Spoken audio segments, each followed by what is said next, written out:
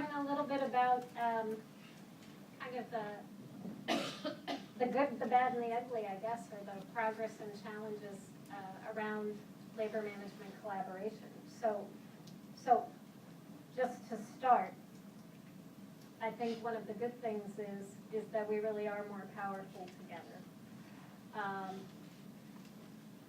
Time spent figuring out how to do something rather than fighting with one another or suing one another generally gets more done for kids.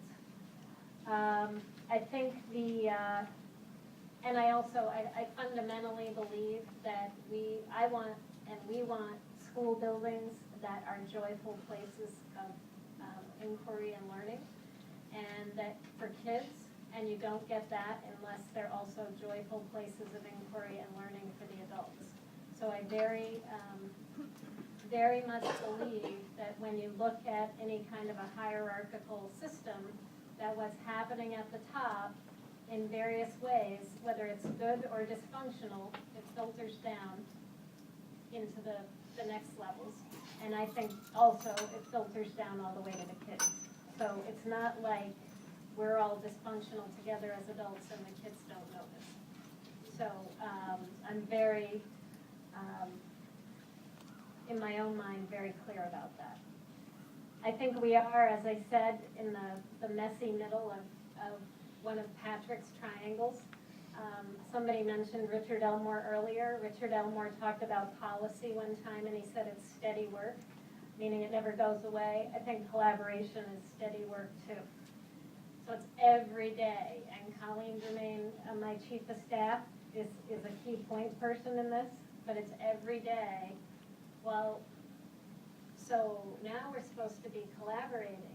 So when you schedule those interviews, you should actually ask our union partners if they're able to make it, as opposed to just sending them the date.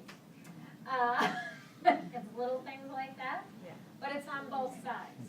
Because we also, in this ILT structure, the goal is that the vast majority of issues, what would traditionally be seen as labor management issues that could traditionally become grievances, are resolved at the building level.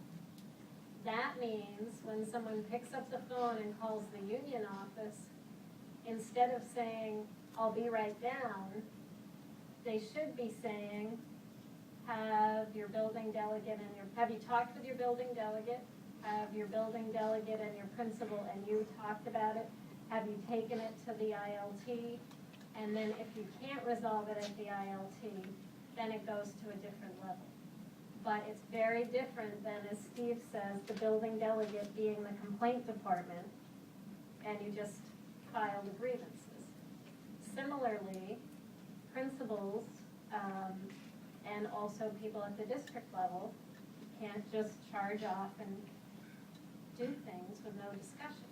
So all those levels of distrust in the middle are still there. I think we have a better climate and culture this year than we had last year. An upside for me was it really couldn't get a lot worse after every teacher had been fired. The central office had been somewhat decimated. 5 schools have been closed. People have been moved around.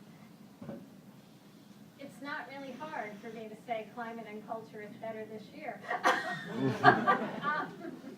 But I think in all seriousness, we really have been working very hard on climate and culture and communicating the importance of that. And while not all of this is United Providence, that idea of bringing building delegates and principals together and sharing problems in a way that leads to solving them, as opposed to just airing complaints about one another, is a really fundamentally important part of that. Turn it over to